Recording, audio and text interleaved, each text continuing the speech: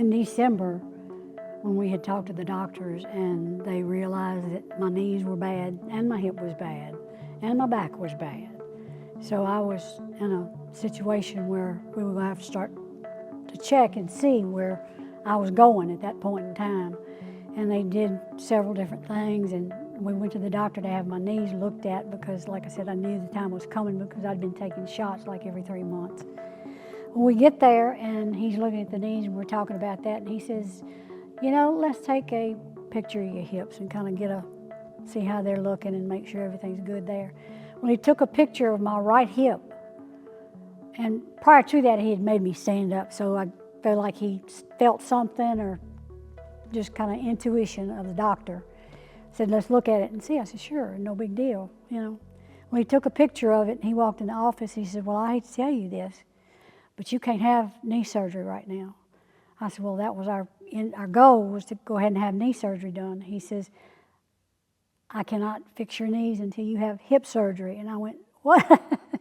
It kind of caught me off guard, you know, because I wasn't prepared for that. I'm a person that likes to kind of know where I'm going, you know, and then here I am sitting in the middle of the road with the doctor, and he says, oh no, you've got to have hip surgery first. And this was right at Christmas time, all this was going on because they were giving me so much trouble. Well, January the 2nd, they did surgery on my right hip and did a total hip replacement. For me, it was a tough experience. It was the worst surgeries, one of the worst surgeries I've ever had. And I'm now like 12 to 14 weeks out, ready for release. And I'm still having some issues with the hip, and I guess from the looks of it, that I may have them for a while. But I'm doing better. I am doing a lot better, and I'm walking better, but I still got a little bit of a limp. And, you know, at my age, I realized that, you know, I had been a person to go and do and help, and just whatever needed done, I would do, you know. I'm not young anymore. I'm 77 years old, and when this put me down like it did, I had to rethink where, you know, okay, Sammie, now where are you headed and what are you going to do, you know? And for a while, because I just didn't seem to be getting any better. I was getting depressed. Had started to take over because I'd been so confined and couldn't do literally anything. And I mean, I had to depend on Kurt for everything. And during that time, I had started getting depressed, and I was trying to keep myself on a higher level as best I could, but I couldn't do it.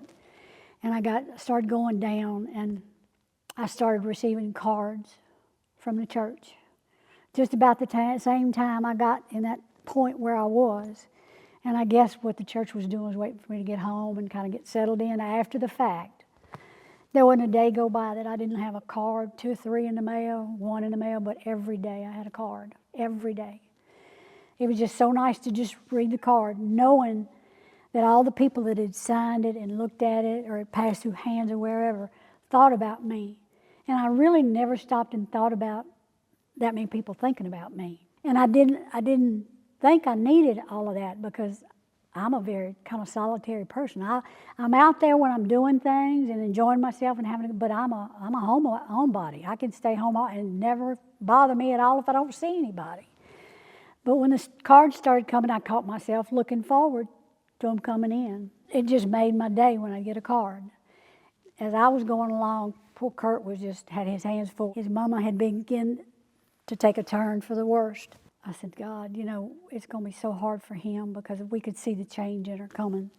All of a sudden, we had people showing up, says, oh, we thought we'd bring you some food today. And it's like they put me on a schedule, like, you know, every other day, oh, I thought I'd drop some food by. And then I began to notice it was like every other day. I'm going, you know, wait a minute.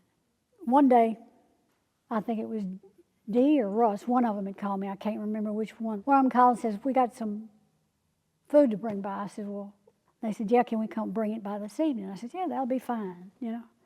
Well, I look in my driveway, every member of the choir came and brought that food to me.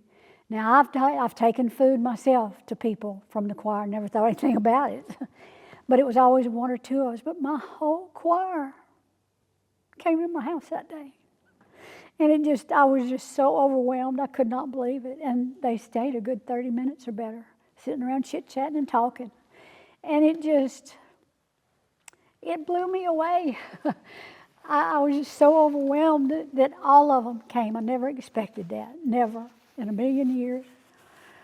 And my heart was so full to know that they would do that for me. And then until I started getting better, for several weeks, and then Kurt's mama died, and it was people sending us food, coming by, calling, sending cards, and another round had started. And Kurt and I both talked about it, says we need to let them know what they did for us and let them know how much we appreciated what they did for us. And we've been members of this church for many, many years. And for a lot of years, this church has not really been in a good place where it needed to be. But now, I can guarantee you that this church is in the place where it needs to be as far as caring for their congregation and loving on them and taking care of them mentally and physically if need be. When I was gone, I missed everybody so much. Being a part of a family is a big deal. This family, I can tell you, is a big deal.